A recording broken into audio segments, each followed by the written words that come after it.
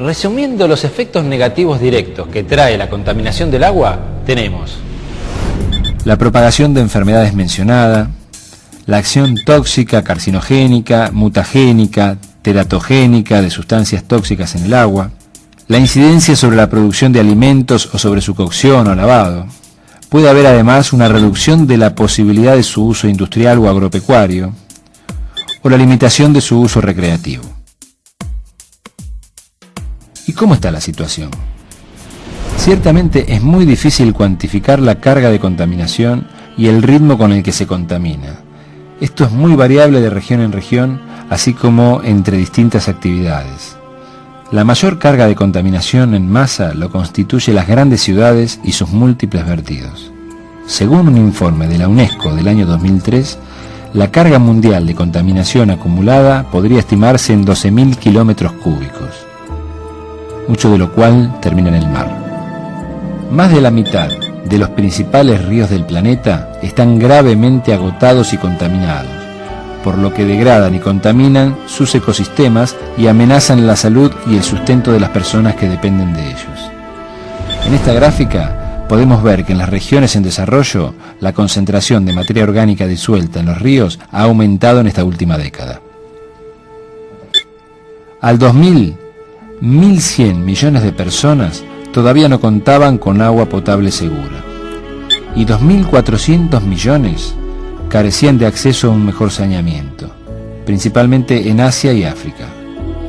La falta de acceso al agua potable y saneamiento seguro causa cientos de millones de casos de enfermedades transmitidas por el agua, y más de 5 millones de muertes por año. Como es habitual, las poblaciones más pobres resultan ser las más afectadas.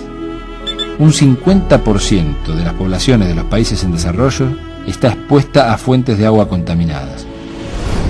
Hasta acá vimos la cantidad de agua en el planeta, lo que hay. Vimos el consumo, lo que sacamos. Luego vimos lo que le devolvemos, hablamos de la contaminación. Y ahora veamos brevemente qué es lo que puede hacer el sistema para hacerse cargo de lo que le devolvemos. Y esta sería la pata de la autodepuración.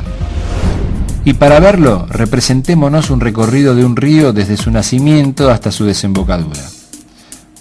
En el tramo alto del río tendremos el aporte de aguas limpias.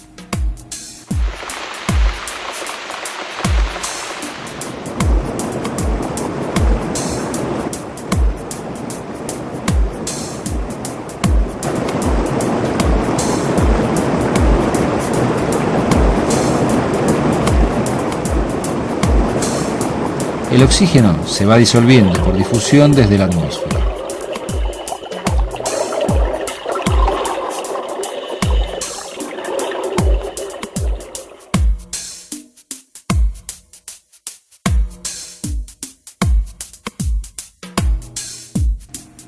Y llegamos a la primer ciudad, en donde el río recibirá las descargas cloacales, habitualmente sin tratamiento.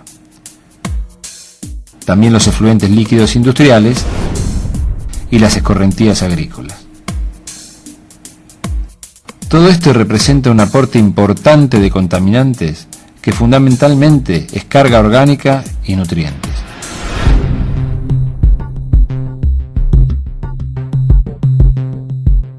Además de los procesos físicos y químicos que existen en un río, como son los fenómenos de sedimentación y oxidación, tenemos el proceso de autodepuración biológica, en la que participan siempre numerosos seres vivos, empezando por las aves y los peces, hasta llegar a los microorganismos. Pero son fundamentalmente los más pequeños de la cadena, los hongos, levaduras y bacterias, los que degradan la materia orgánica. Al alimentarse de esta, degradan con gran rapidez, por lo general, las proteínas, los azúcares y el almidón, pero mucho más despacio y a menudo solo incompletamente, las grasas, la celulosa y la lignina. Por eso, a medida que progresa la autodepuración, se va modificando también la población microbiana. Pero, por ser aerobios, consumen el oxígeno disuelto del río, restando disponibilidad para toda la flora natural y para estos microorganismos trabajadores. Con relación a los tóxicos que recibe el río, habrá distintas respuestas en función de la cantidad y el tipo de tóxico, pudiendo resultar en su bioacumulación, en la inhibición de algún proceso biológico o directamente matando las especies sensibles de la cadena. Lógicamente, cada río tendrá distintas capacidades de recibir contaminantes y hacerse cargo del tratamiento. Si se está dentro de su límite de autodepuración, la carga es digerida y el curso se recupera. Y las características de las aguas son similares al tramo anterior al punto de contaminación. Y así llegamos a la ciudad costera siguiente y a la siguiente y se repite la misma situación. Si en algún caso el vuelco supera la capacidad de depuración y el oxígeno disminuye por debajo de valores críticos, comienza la mortandad masiva de peces y todas las especies superiores de la cadena trófica. Y pueden comenzar los mecanismos anaeróbicos, con la consiguiente generación de olores, que habitualmente identificamos con el nombre de olor a podrido. Un ejemplo extremo sería el riachuelo de la ciudad de Buenos Aires. Con la autodepuración le pusimos la cuarta pata a la mesa. Y creo que ahora estamos en condiciones de contestarnos las preguntas de ¿por qué hay un problema con el agua? Diciendo que la cantidad de agua que hay en el planeta es limitada. Mientras que estamos protagonizando todos un aumento descontrolado del consumo, devolviéndole al ambiente una gran contaminación por no tratar ni controlar todos nuestros vertidos, que comprometen la limitada capacidad natural de cada ecosistema de depurar los vuelcos. Todo esto explica técnicamente por qué tenemos problemas con el agua. Y pensar en la solución sería tratar que la mesa no tambalee y que tenga sus cuatro patas en equilibrio. Ahora bien, lo que sigue es ver qué hacemos. Pero no pensemos siempre que es otro el que tiene que resolver el problema. Preguntémonos, ¿qué puedo hacer yo? Es muy importante que todos tomemos verdadera conciencia acerca de la importancia de la participación de cada uno de nosotros para lograr verdaderos resultados. En lo individual, es tan difícil como tomar la decisión de estar atentos a la hora de consumir agua, para identificar la forma de satisfacer la misma necesidad con cada vez menos agua. Sobre todo en las 3 o 4 cosas en las que gastamos más del 80% del agua que consumimos diariamente, cada uno de nosotros y en familia. Y en cosas simples y cotidianas, tomándonos un segundo más para revisar nuestras costumbres. Quizás solo evitando el derroche y las pérdidas innecesarias.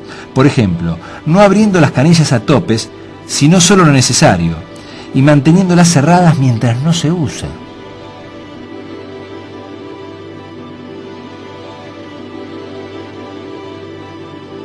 Claro que podemos implementar dispositivos de reducción de los que existen muchos en el mercado, con los que con suerte y dinero podemos llegar a reducir hasta el 40% del consumo, lo cual es ciertamente mucho y muy bueno. Pero asumiendo una actitud seria, de consumo racional, responsable y solidario, vamos a ahorrar mucha más agua. Incorporándolo además como un cambio cultural.